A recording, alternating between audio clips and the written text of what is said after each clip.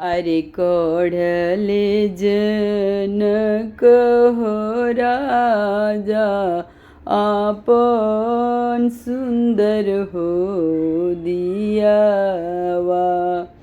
अरे देखी के दस रत हो राजा गिरेले मोरु हो छैया।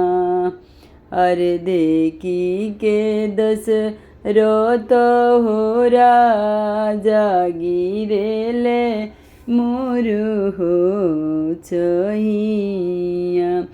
अरे कहाँवा में रगनी समाधि ऐसन सुंदर हो दियावा।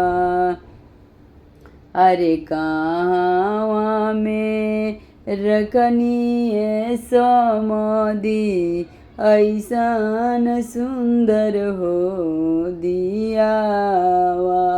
अरे हमारा जे बाड़े समाधि सोने के हो पिंजरवा।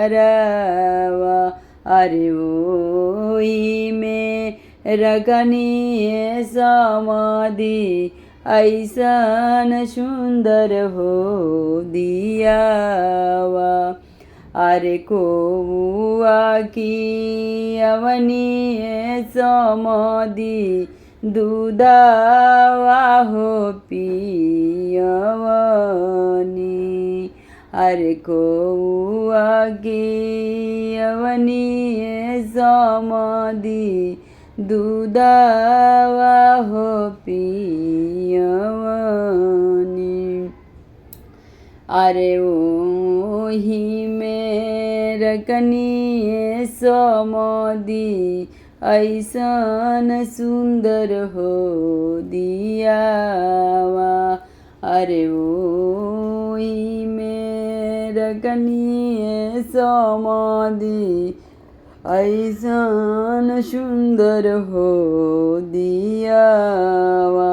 अरे कड़ल कवन हो भैया आँखी के हो पुतरिया।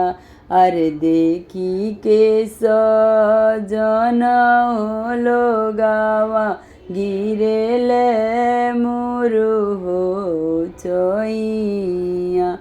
अरे देखी के राजा राम हो चंदर गिरेले मोर हो छैया। अरे कहाँवा में रखनी सरऊ आँखी के हो पुतरिया। अरे कहाँवा में रखनी सरऊ ऐसन सुंदर बहिनिया। अरे हमारा जे बाड़े ये जीजा सोने के हो पिंजरवा। अरे वही में रखनी जीजा आँखी के हो पुतरिया। अरे वही में रखनी जीजा आँखी के हो पुतरिया। अरे दूधवा खीर पियवनी जीजा खोआ हो खियवनी। अरे दूधवा पियवनी जीजा खोआ हो खियवनी। अरे दूधवा पियबो सरऊ खोआ हो खियबो। अरे दूधवा की पियबो सरऊ खोआ हो खियबो। अरे हमहु जे रखबो ए सरऊ आँखी के